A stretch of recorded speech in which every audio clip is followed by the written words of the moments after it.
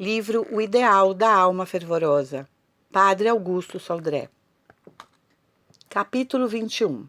Da prática do puro amor. 1. Devemos desejar o amor divino e renunciar às afeições passageiras. Ah, minha filha, disse um dia Nosso Senhor a Santa Teresa, quão poucos me amam verdadeiramente. Se me amassem, eu não lhes ocultaria meus segredos. Aqueles que o amam com grande amor, Jesus os chama seus amigos. Que doce apelido, que título invejável! Antes de assim se exprimir a Santa Teresa, ele já havia declarado a seus apóstolos que não tinha segredos para seus amigos. Não vos chamo servos, porque os servos não sabem o que faz seu amo. Mas chamo-vos amigos, porque tudo quanto ouvi de meu Pai, vô-lo fiz saber. São João 15,15. Não que o Salvador revelasse aos seus apóstolos, nem revela agora a seus amigos da terra, feitos desconhecidos ou acontecimentos futuros de natureza, a lhe satisfazer a curiosidade. Mas sim as verdades úteis à alma, que ajudam a servir a Deus perfeitamente, a levar uma vida santa. Jesus as manifesta a seus íntimos. Dá-lhes a ciência dos santos. Ao mesmo tempo que os ilumina, fortifica-os, enriquece-os com suas graças, transforma-lhes a alma, tornando-a cada vez mais semelhante a ele. É, pois, preciosíssima a amizade de Jesus. E como adquiri-la? Jesus concede-a a quem quer que o ame com um perfeito amor. Que meios, porém, empregar para obter este amor verdadeiro, que é tão raro, e ao qual, entretanto, são chamados todos os sacerdotes, todas as almas consagradas e todas as pessoas que, embora vivendo no mundo, recebem graças elevadas? Dissemos, em um dos capítulos precedentes, que os esforços conjugados da alma não bastam para adquirir esse amor, que é um dom de Deus. De posse desta verdade importante, acrescentaremos, para citar as palavras de um santo, que Deus nada concede com tanto prazer como seu amor, e que nunca recusa a quem quer que se disponha a recebê-lo. A primeira condição é desejá-lo ardentemente. Desejar amar sempre mais, dizia São Francisco de Sales, é o meio de progredir sempre no amor. Quem deseja muito amor, bem o procura. Quem bem o procura, bem o encontra. Bem-aventurados os que têm fome e sede de perfeição, disse o Senhor, porque serão saciados. Não bastam, pois, simples desejos, sujeitos a permanecer estéreis. Quem tem fome e sede, não se contenta com aspirações e suspiros, mas age, agita-se e não descansa enquanto não encontrar alimento e bebida. Quer a todo custo saciar-se e se desalterar. Da mesma forma que tem uma fome ardente do puro amor, começa por pedi-lo com instância, submetendo-se de antemão a todas as condições que Deus lhe impuser, aceitando todas as provações que a sabedoria divina julgar necessária para purificá-lo e, em seguida, abrasá-lo. E a alma, por seu lado, multiplica os esforços, faz violência e luta com perseverança contra si mesma. Quem não tem esta fome insaciável de amor, essa sede ardente, nunca o pedirá com o devido ardor, e não fará os esforços, nem praticará os sacrifícios indispensáveis para alcançar esse perfeito amor. E como entreter este desejo ardente de perfeição? Conservando sempre presentes ao espírito os motivos que o tornam tão desejável. Eu vivo, dizia São Paulo, na fé no Filho de Deus, que me amou e se entregou por mim. Gálatas 2:20. Esse pensamento de que seu Deus o tinha amado, até a morte, nunca deixava o santo apóstolo, mantendo-o na disposição constante de lhe retribuir amor com amor. Não prometeu Jesus que a devoção ao seu divino coração tornaria fervorosas as almas tíbias e muito perfeitas as almas fervorosas? E por quê? Porque essa devoção nos põe continuamente diante dos olhos o imenso amor de Deus e nos leva a não viver como ingratos e a nada recusar aquele que tanto fez por nós. Os exercícios de piedade, principalmente a meditação, quando bem feita, as leituras espirituais, quando bem escolhidas, são um meio excelente para nos recordar os benefícios de Deus, os encantos e o valor de seu serviço, e manter sempre ardente no coração a sede do santo amor. O segundo meio de aumentar o nosso amor é renunciar, por Deus, a toda afeição que não for inspirada por Ele. É renunciar, sobretudo, ao amor de nós mesmos, pois o amor divino vive no coração, na proporção do esquecimento do eu.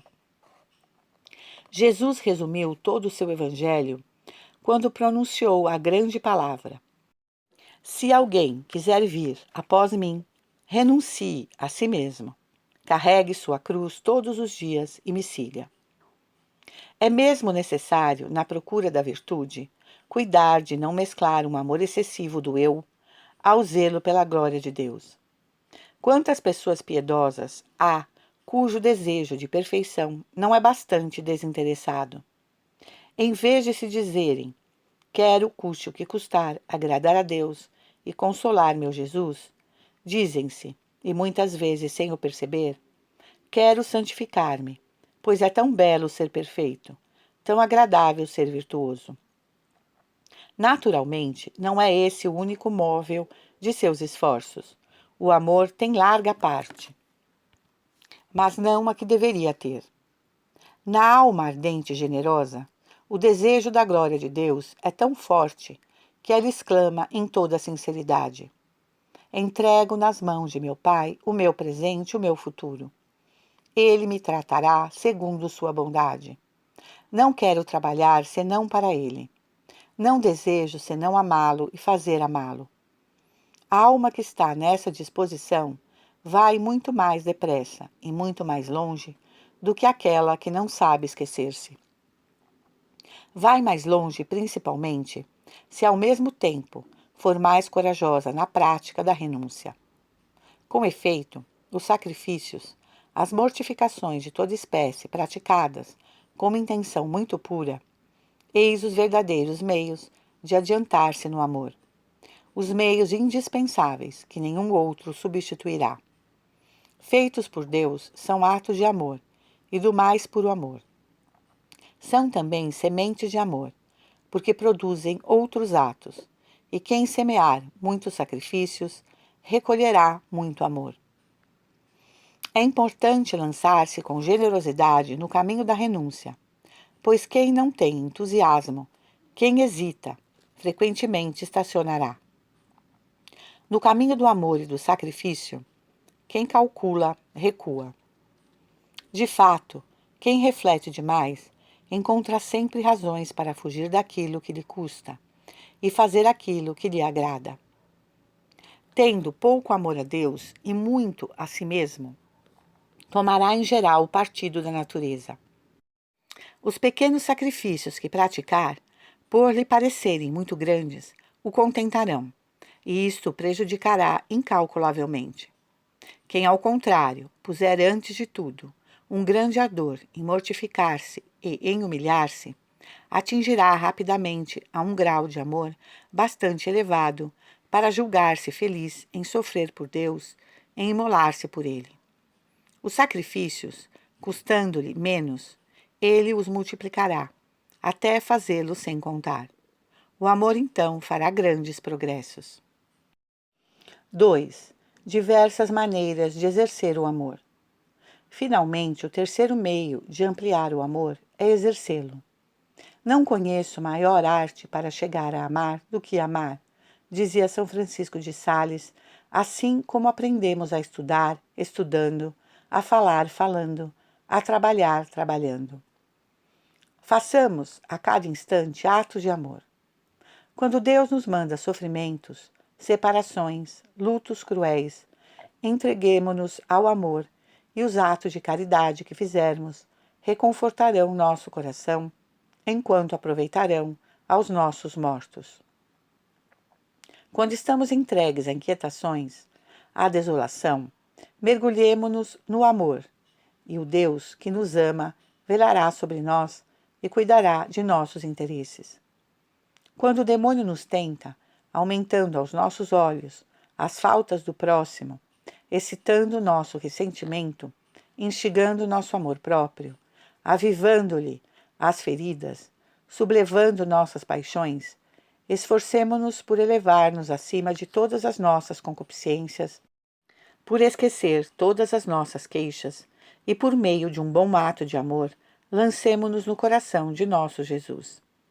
Quando a natureza covarde recua ante um sacrifício que Deus nos pede, não consideremos então o que nos seduz ou nos amedronta, mas olhemos para Jesus, que tanto nos amou. Olhemos para a Santíssima Trindade, tão cheia de amor por nós, e façamos nosso sacrifício amorosamente. Digamos sempre por toda parte: meu Deus, não quero pensar em tudo quanto se apresenta à minha imaginação, em tudo quanto cativa meu pobre coração. Quero pensar em vós, quero amar-vos. Para manter-nos no amor, para evitar os pensamentos que tendem a afastar de Deus e a distrair, é muito bom, quando lhe queremos dirigir algum pedido, recomendar-lhe uma pessoa querida ou uma obra importante, fazer atos de amor em forma de oração. Façamos apenas menção daquilo que desejamos orar, nomeemos ao bom mestre a alma sobre a qual queremos atrair as suas graças e depois façamos atos de amor de todo o coração. Deus sabe melhor que nós o que convém a seus filhos. Ele lhes deseja mais do que nós o bem espiritual. E para agir, para lhes conceder maiores graças, aguarda apenas da nossa parte uma oração ardente e confiante. Ora, não serão atos de amor oferecidos nessa intenção a melhor e a mais eficaz das orações? Para obter que tal obra prospere, que tal pecador se converta, que tal alma piedosa se santifique, que eu mesmo me santifique, eu vos amo, meu Deus. Eu vos amo, porque sois amável. Eu vos amo para obter que sejais mais amado. E para agradecer-vos, ó meu sublime benfeitor, que melhor meio poderia encontrar, senão vos amar? E para alcançar o perdão das faltas de minha própria vida, para repará-las, para testemunhar-vos todo o meu arrependimento, para vos consolar das penas que vos causei, eu vos amo, ó Jesus, de todo o coração. Não é sempre possível fazer atos de amor com essa doce unção que os torna tão agradáveis. Quando o coração está como paralisado e impotente, só a vontade pode agir.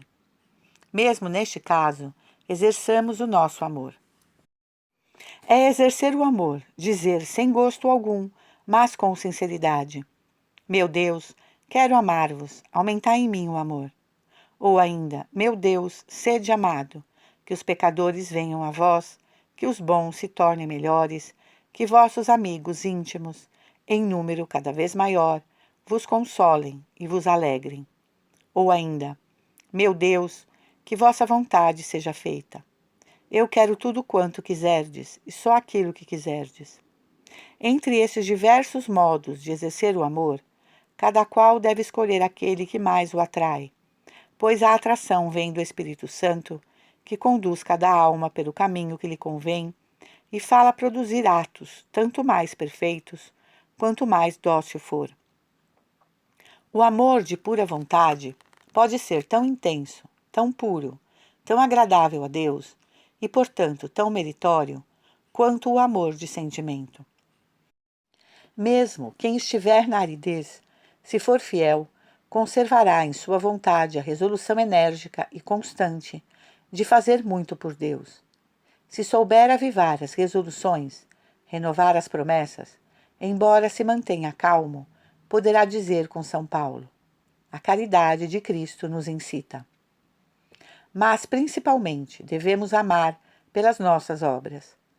Para praticar um amor constante, não basta reiterar protestos e resoluções. É preciso que todos os atos sejam atos de amor. Meus filhinhos, dizia o apóstolo bem-amado, não amemos somente de boca e em palavras, mas sim pelas nossas obras. São João 3,18.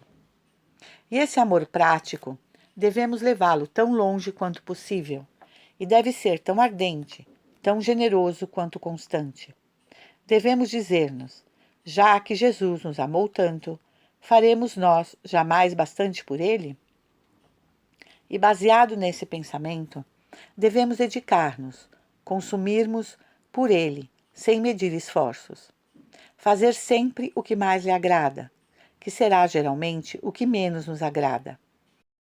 A natureza reclamará. Em vez de ceder-lhe, façamo-lhes violência, quebremo-la, esmaguemo-la.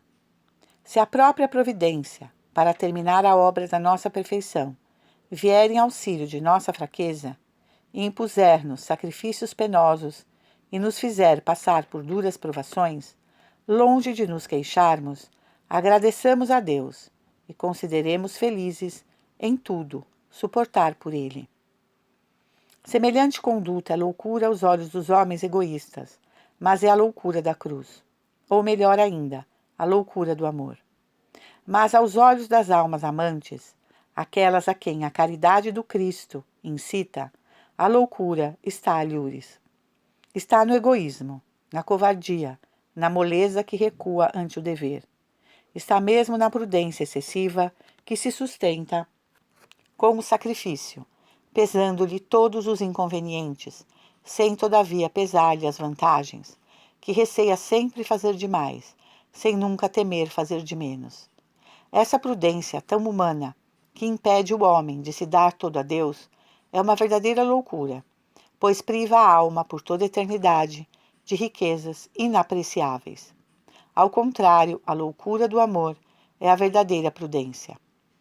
Assim se explicam os progressos espantosos e rápidos que fazem na perfeição as almas plenamente desprendidas de si mesmas e que não vivem mais senão para Deus. Nosso Senhor fez saber a Santa Teresa que uma jovem professa, Isabel dos Anjos, morta após 5 anos de vida religiosa, havia merecido tanto quanto outras em 50 anos de vida regular. Assim também, almas juvenis de nossos dias, São Gabriel das Sete Dores, Santa Teresinha do Menino Jesus, Bem-aventurada Gema Galgani, Benigna Ferreiro, elevaram-se em poucos anos até o heroísmo do amor.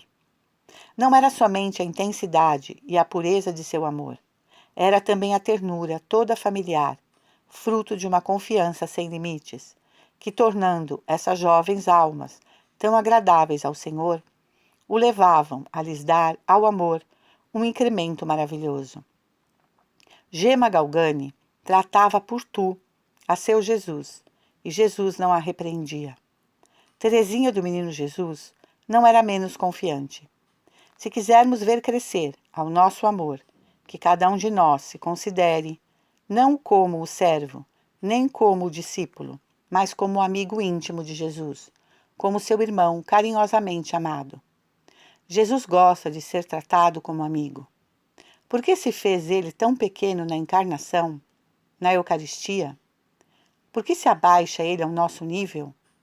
Por que desce ao nosso alcance? Para que não o temamos mais, para que o tratemos, até certo ponto, como igual, pois a amizade supõe e reclama certa igualdade. Aqueles que não chegam até essa familiaridade íntima, que não falam com ele de coração e em todo o abandono, não correspondem aos desejos de Jesus. É o que nos pede o doce Salvador. Ele que faz para cada um de nós loucuras de amor. Quer incorporar-se-nos, fazer-se um conosco, a fim de que sejamos transformados por ele e nos tornemos outros Jesus. Feliz aquele que compreende essa ternura do coração de Jesus, que recorda a cada instante, que não perde de vista o bem-amado, o esposo divino de sua alma, que 100 vezes por dia lhe fala como a um irmão querido, um outro si mesmo. Vós me amais, ó Jesus. Eu sou, porém, digno deste amor. Sim, Senhor, aquele que amais está doente. Sua alma está enferma. O pecado deixou-lhe vestígios tão vis. Nela existem tantas inclinações más e tão grande fraqueza. Remediai a essas misérias. Sei que vosso amor não diminuiu por isso, que minhas ingratidões de outrora e minhas faltas passadas não impedem vossa ternura. Morrestes para mim quando vistes em mim um pecador, e agora, quando me vedes sinceramente disposto a nada vos recusar e a tudo recusar a mim mesmo, me amais ainda mais. Essa disposição de minha alma vos basta, mas, quando houverdes purificado, fortalecido e abrasado meu coração, saberei corresponder ainda melhor ao vosso amor. Vós me amais, Jesus, até a loucura, e me associais às vossas obras. Pois bem, façamos tudo de comum acordo. Do meu lado farei tudo por vós, nada para minha própria satisfação. A fim de me assemelhar-me a vós, viverei de renúncias e de sacrifícios. Aceitarei as humilhações como vós as aceitastes. Trabalharei assiduamente. Consumir-me-ei como vós vos consumistes. E vós, ó Jesus, fareis tudo quanto é de vosso encargo. Rezarei, sofrerei por meus irmãos, e vós lhes tocareis os corações. Mudareis ou lhes fortalecereis a vontade. Dedicar-me-ei e vos tornareis proveitosa minha dedicação. Tenhamos, pois, sede do amor divino. Retiremos de nossos corações, por uma renúncia absoluta, tudo quanto lhe for um obstáculo.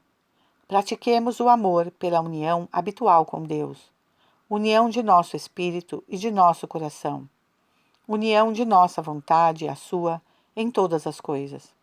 Enfim, que nossa afeição por Jesus se torne muito confiante e muito familiar, pelo pensamento constante de sua imensa ternura. Deus, vendo então que fazemos tudo quanto depende de nós e que correspondemos aos seus chamados, derramará Ele mesmo em nossas almas um amor muito delicado, um amor mais forte que a morte.